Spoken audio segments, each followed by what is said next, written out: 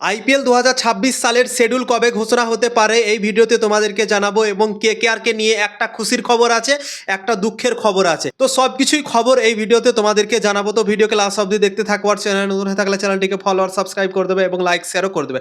তো চলো ভিডিওটাকে শুরু করি।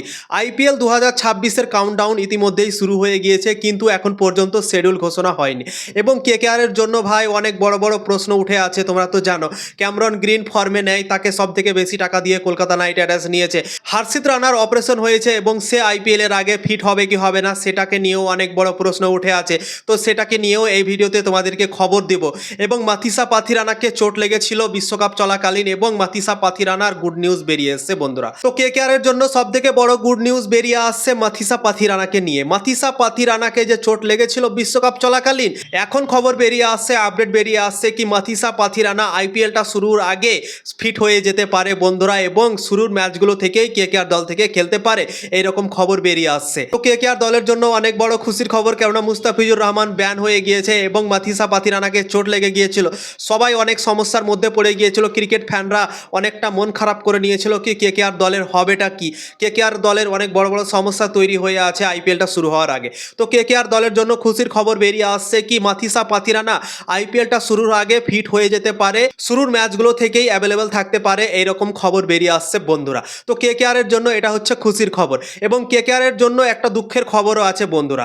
হর্ষিত রানার অপারেশন হয়েছে, তোমরা তো দেখেছিলে টি-20 বিশ্বকাপের স্কোয়াডে হর্ষিত রানা ছিল এবং হর্ষিত রানার চোটের জন্য এই টি-20 বিশ্বকাপ থেকে ছিটকে গিয়েছিল এবং মোহাম্মদ সিরাজকে তার জায়গায় নেওয়া হয়েছে এবং হর্ষিত রানার তারপর অপারেশন হয়েছে। এবং এখন শোনা যাচ্ছে, খবর বেরিয়ে আসছে কি হর্ষিত রানা এই আইপিএল 2026 সালের অনেকগুলো ম্যাচ মিস করতে পারে, মানে লাস্টের দিকে যে ম্যাচগুলো হতে পারে সেই ম্যাচগুলোতে হয়তো সে অ্যাভেলেবল থাকতে পারে। তোমরা ধরে রাখতে পারো সে না খেলার সম্ভাবনাটাই বেশি আইপিএল 2026 সালের ম্যাচগুলোতে।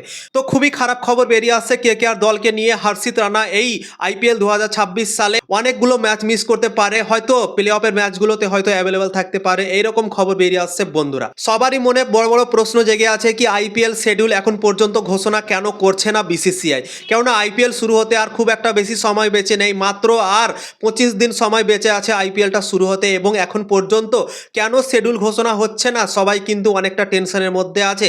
সবাই ভাবছে কি কি হয়েছে, কিসের জন্য ঘোষণা হচ্ছে না আইপিএল শিডিউল। তো তোমাদেরকে বলে দিচ্ছি, 2-3টা রাজ্যতে ভোট আছে, ইলেকশন আছে, তাই জন্যই বিসিসিআই এর সমস্যা হচ্ছে শিডিউলটা ঘোষণা করতে। তো শোনা যাচ্ছে, খবর বেরিয়ে আসছে কি আইপিএল 2026-এর শিডিউল 7 মার্চ ঘোষণা হতে পারে এবং পুরোটা নাও হতে পারে। অর্ধেক শিডিউল হয়তো ঘোষণা করতে পারে বিসিসিআই এবং আরও একবার শিডিউল পরে ঘোষণা করতে পারে বিসিসিআই, এইরকম খবর বেরিয়ে আসছে। তো সমস্যা তৈরি হচ্ছে বিসিসিআই এর জন্য, 2-3টে রাজ্যতে ভোট আছে, ইলেকশন আছে, তাই জন্যই বিসিসিআই এর সমস্যা হচ্ছে শিডিউল তৈরি করতে। তো আশা করছি তোমাদের প্রশ্নের উত্তর তোমরা পেয়ে গিয়েছো। তোমরা যে ভাবছিলে কি শিডিউল কেন ঘোষণা হচ্ছে না আইপিএল এর এতদিন থেকে, আগে তো হয়ে যেত 1 মাস 1.5 মাস আগে আগে শিডিউল ঘোষণা হয়ে যেত, কিন্তু এবার কেন হচ্ছে না। তো সমস্যা হচ্ছে কি ইলেকশন আছে 2-3টা রাজ্যতে, তাই জন্যই বিসিসিআই এর সমস্যা হচ্ছে শিডিউল ঘোষণা করতে। তো শোনা যাচ্ছে কি 7 মার্চ শিডিউল ঘোষণা হতে পারে এবং পুরোটা নাও হতে পারে বন্ধুরা। হাফ শিডিউল হয়তো ঘোষণা করতে পারে এবং পরবর্তী সময়ে হয়তো আবার শিডিউল ঘোষণা করতে পারে বিসিসিআই। তো আইপিএল কে নিয়ে এই ইনফরমেশনগুলো এসছে। তো ইনফরমেশন যদি ভালো লেগে থাকে অবশ্যই লাইক শেয়ার করে দেবে। ফেসবুকে দেখছো তো ফলো করবে, ইউটিউবে দেখছো তো অবশ্যই সাবস্ক্রাইব করে দেবে।